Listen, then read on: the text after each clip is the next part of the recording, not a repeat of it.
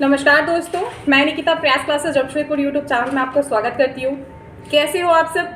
I hope कि सभी कोई कुशल मंगल होंगे।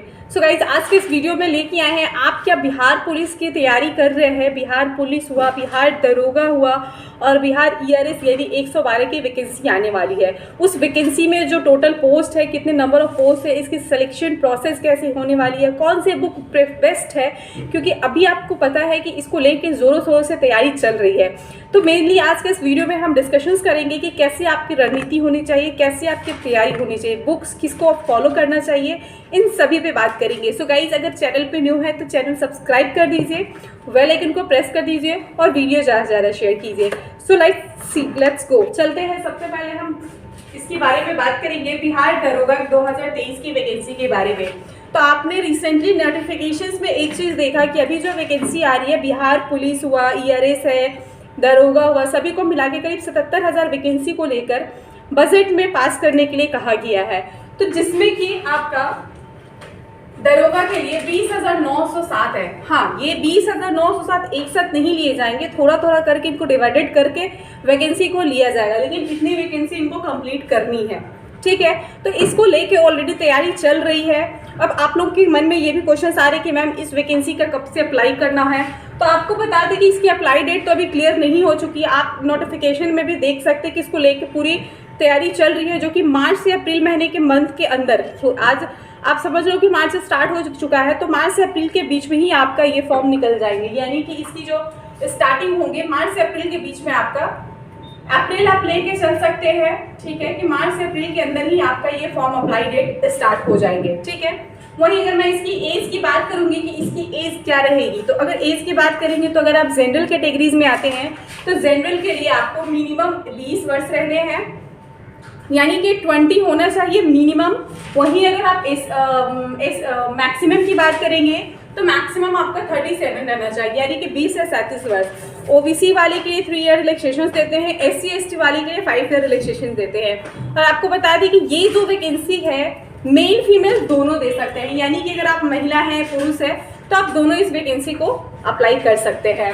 आगे बात करेंगे कि इसके लिए क्वालिफिकेशन क्या होनी चाहिए, तो इसके लिए जो क्वालिफिकेशन है वो ग्रेजुएशन होना चाहिए, यानी कि ग्रेजुएशन आप किसी भी स्ट्रीम से हैं, BA है, BTech है, स्ट्रीम से हो, BA हो, BCom है, BTech है, BSc है, डजेंट मैटर, आपको ग्रेजुएशन पास आउट होना चाहिए। नहीं, अगर आपने ग्रेजुएशन पास आउट किया है तो आप इस फॉर्म को अप्लाई कर सकते हो। ग्रेजुएशन इसमें आपको मांगा गया है। और अभी बहुत लोगों के मन में क्वेश्चन आएंगे कि क्या आप पेयरिंग वाले फॉर्म अप्लाई कर सकते हैं कि नहीं कर सकते हैं। तो देखिए, जब ये फॉर्म निकलती है तो वहाँ पे आपको इंस्ट्रक्शंस में ऑलरेडी मेंशन होती है कि डेट दिया जाता है कि इस डेट तक आपको क्वालिफाई होना चाहिए, इस डेट तक आपकी जो एज है इतना होना चाहिए, तो उस टाइम ये चीज़ को क्लियर किया जाएगा।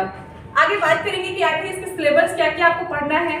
तो आपको मैं बता दूं कि इसमें जो टोटल नंबर ऑफ क्वेश्चंस आते हैं 100 क्वेश्चंस आते हैं, यानी कि आपको 100 क्वेश्चंस दिया जाता है और इसमें आपको 200 मार्क्स मिलते हैं, यानी कि एक क्वेश्चंस के लिए आपको 2 नंबर दिया जाता है।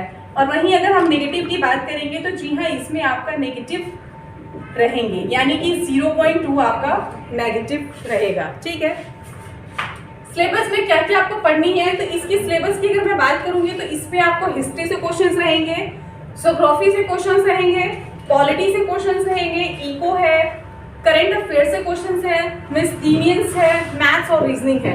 यानी कि ऑल ओवर देखा जाए तो ये पूरे मिला के 100 क्वेश्चंस रहेंगे। और 100 क्वेश्चंस में आपको मैं बता दूं कि इसमें जो मैथ रीजनिंग के क्वेश्चंस होते हैं वो 5 to 10, यानी कि मैक्सिमम जो रहेंगे 5 से 10 क्वेश्चन ही आपका मैथ्स रीजनिंग का रहता है।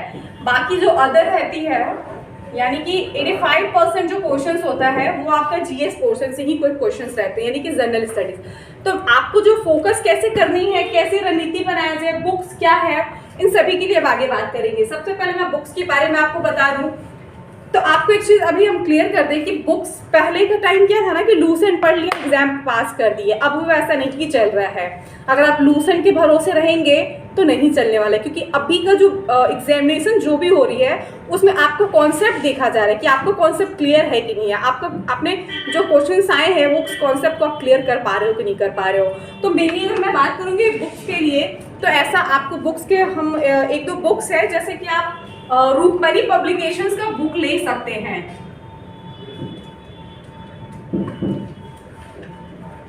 आप रुक्मणी पब्लिकेशंस का जो बुक्स है सर संग्रह, आप उस बुक्स को ले सकते हैं। ऐसे तो बुक्स भी आपको जैसे रुक्मणी पब्लिकेशन का सर संग्राम है, एनसीईआरटी आप ले सकते हैं, एनसीईआरटी को आप फॉलो कर सकते हैं, एनसीईआरटी बुक्स, ठीक है। तो ये सब बुक्स क्या है कि ये सिर्फ आपको इनिशियली, देखिए आपको तो खुद का परसेंटेज लगाना है, इसमें क्या है कि बुक से आपको क्वेश्चंस मिल जाएंगे। प्रैक्टिस सेट पे आपको ध्यान देनी है। रणनीति की बात करेंगे तो आपको प्रैक्टिस सेट अभी से स्टार्ट कर देने हैं, ठीक है। और देखिए प्रैक्टिस सेट करने से ये नहीं होता है कि हमको कुछ आता नहीं है, आप एग्जाम देंगे प्रैक्टिस करेंगे तो हमको मेरा, देखिए प्रैक्टिस देने से आपका एवरेज पता चलेगा कि अभी आप कितने परसेंट पे हो। अभी आप 20% आपका क्लियर है, 80% क्लियर है, ये चीज़ आपको पता चल जाएगा। प्रैक्टिस देने से आपका एवरेज पता चलेगा कि अभी आप कितने परसेंट पे हो। अभी आप 20% आपका क्लियर है, 80% क्लियर है, ये चीज़ आपको पता चल जाएगा।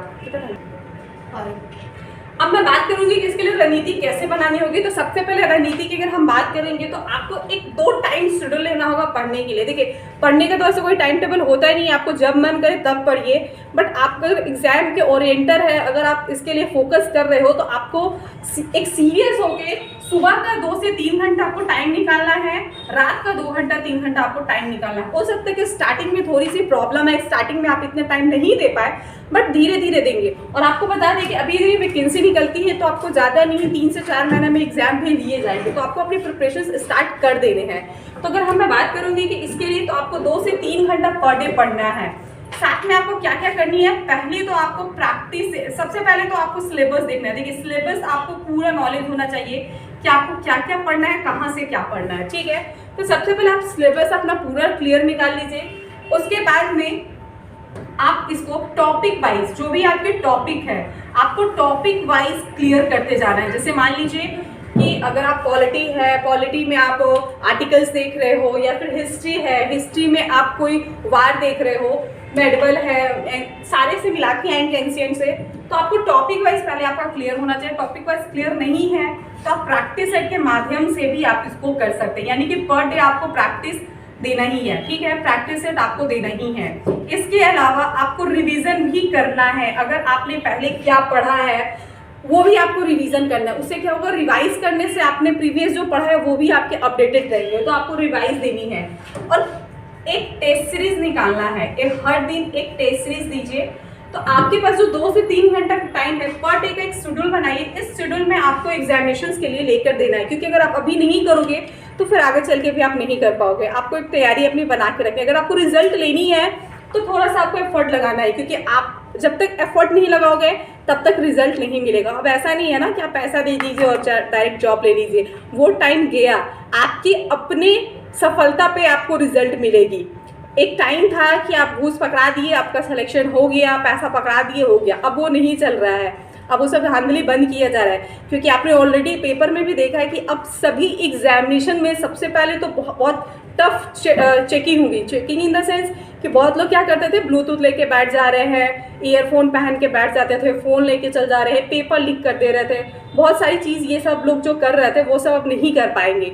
यानी कि प्रॉपर आपका चेकिंग होगा जब एग्जामिनेशन हॉल में जाते हैं, तो आपको किसी भी तरह का ऐसा नहीं करना है। यानी कि अगर आपने ये पढ़ लिया, ये पढ़ोगे तभी आप रिजल्ट दे पाओगे।